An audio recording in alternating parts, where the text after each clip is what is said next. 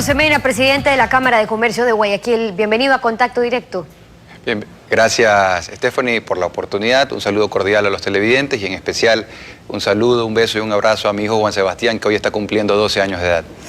Mañana, 11 de marzo, entran en vigencia ya las sobretasas arancelarias que ha fijado el gobierno para las importaciones a consumo de unas 3.000 subpartidas. En el artículo 1 de la resolución del COMEX, que establece una sobretasa arancelaria de carácter temporal, no discriminatoria, dice que se lo hace con el propósito de regular el nivel general de las importaciones y salvaguardar el equilibrio de la balanza de pagos. Ustedes, desde la perspectiva de comercio, ¿no veían necesarias por la coyuntura económica este tipo de restricciones? ¿Son una inversión que inyecta dólares a la economía, las importaciones, o una fuga de divisas? La dolarización, para fortalecerse, no necesita de más restricciones, no necesita de salvaguardias, impuestos, aranceles, cuotas, restricciones técnicas, no se necesita de más. Lo que se necesita es mayor apertura comercial y reglas claras y que sean relativamente estables. Si hacemos eso, se va a poder invertir en el país. Si no hacemos eso, cuidado, estamos matando la gallina de los huevos de oro, que es el sector empresarial, el que se faja todos los días a invertir y que genera empleo, porque el comercio es empleo. Las importaciones son inversiones productivas. 2 de cada 10 empleos los genera el comercio en el Ecuador. Más de 1.379.000 empleos directos los genera el comercio en el sector formal, porque luego si abrimos el abanico a la economía informal, pues también hay más empleo generado por el comercio. El comercio es la cuarta actividad que más contribuye a la economía nacional. Más de 10.000 millones de dólares contribuye el comercio al PIB. El comercio, la gente que nos escucha lo sabe, al comercio se lo siente, se lo ve en la calle, porque el 55% de los establecimientos de negocios en el Ecuador son negocios comerciales. Al comercio se lo ve. Ahora, con respecto a las salvaguardias, que digo, no son necesarias, es importante también hacer un punto, y es que la economía tiene sus propios procesos naturales de ajuste automático, si se quiere. Sin necesidad de salvaguardia, ya hay ajuste en la actividad económica, es decir, ya había de alguna manera desacelerado la actividad económica, caen depósitos, se ajustan los créditos, se ajusta el consumo, se ajustan las importaciones, sin necesidad de la salvaguardia. Dicho de la manera más simple, si usted es un importador, para poder importar lo que usted quiere importar necesita dólares, y si hay menos liquidez en la economía, ¿cómo va a importar? Ahora, entonces no son necesarias las salvaguardias, porque lo que terminan haciendo es agravar un problema y encareciendo los costos para la gente común y corriente. Y ahí está lo importante, hablemos de las repercusiones, porque estamos hablando de sobretasas, como las han llamado, que van del 5 al 45%, y según ese mismo artículo 1 al que me refería de la resolución, eso será adicional a los aranceles aplicables, vigentes. Entonces, ciertos productos tendrán aranceles tan altos que afectaría no solo al importador o a los empleados del sector, como se cree, pero al consumidor, que tendría que pagar esos precios, o en su defecto dejar de comprar. Entonces, ¿qué pasa en el mercado? Así es, hay que pensar en el consumidor, porque el efecto directo está en el consumidor, que va a encontrar productos encarecidos. Bueno, las salvaguardias van del 5 al 45% en unos casos, en otros casos productos que no van a estar en el mercado porque no son competitivos, entonces ya el comerciante no los puede colocar en el mercado y hay un perjuicio para el consumidor. Y luego el efecto en el nivel de empleo, porque el comercio es una actividad, como les decía hace un momento, que genera 2 de cada 10 empleos. Entonces también hay un efecto directo en el empleo.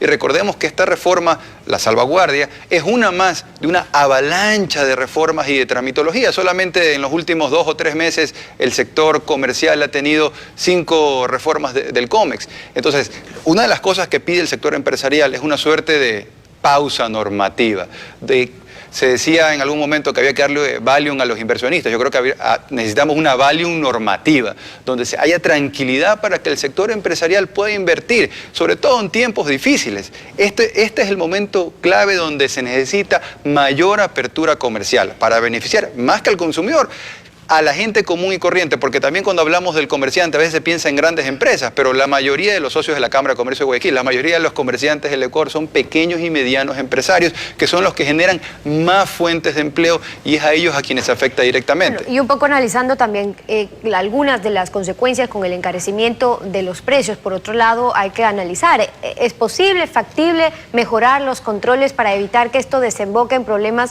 de contrabando, de ventas ilegales que distorsionan el mercado, como ya ha ocurrido? Claro, siempre cuando hay excesos de aranceles, de restricciones de comercio, se incentiva un mercado paralelo y eso es negativo y eso no es lo que se quiere. Lo que busca la Cámara de Comercio es que el sector público se sintonice mejor con el sector privado y se abran los mercados. Pero claro, el sector público tiene una visión donde ellos piensan que es el sector público el que tiene que dirigir el desarrollo nacional y el sector privado acompañarlo. La visión nuestra, una visión liberal, es una visión donde son los emprendedores del comercio los que tienen que dirigir el desarrollo y más bien el sector público tiene que acompañar ese desarrollo. Es el contraste de visiones de una visión liberal y una visión socialista. Pero lo escuchábamos a Ramiro González decir, bueno, es que el mercado también ya está preparado en ciertos sectores donde se han fijado estas sobretasas, que ya la industria nacional estaría preparada y de paso se fomenta la industria nacional. ¿Qué dicen ustedes sobre eso? Permítame darle un par de ejemplos. Se habla de que estas sobretasas, las salvaguardias son exclusivamente sobre bienes de consumo final, no duraderos, suntuarios. Bueno, eso es muy subjetivo, habría que definir qué es lo suntuario. Yo creo en la libertad de la gente y que cada uno defina qué es lo necesario y qué es lo suntuario. Pero al margen de ese concepto, que es un principio básico, sí quiero decirle que con esta reforma de las salvaguardias, hay salvaguardias del 45% para tractores, para excavadoras, para retroexcavadoras, bienes de capital, que son fundamentales para la industria, para la agroindustria, para una camaronera, para el sector de la construcción, que todo eso repercute en el nivel de empleo. Bueno, pero también hay para, por ejemplo, útiles escolares.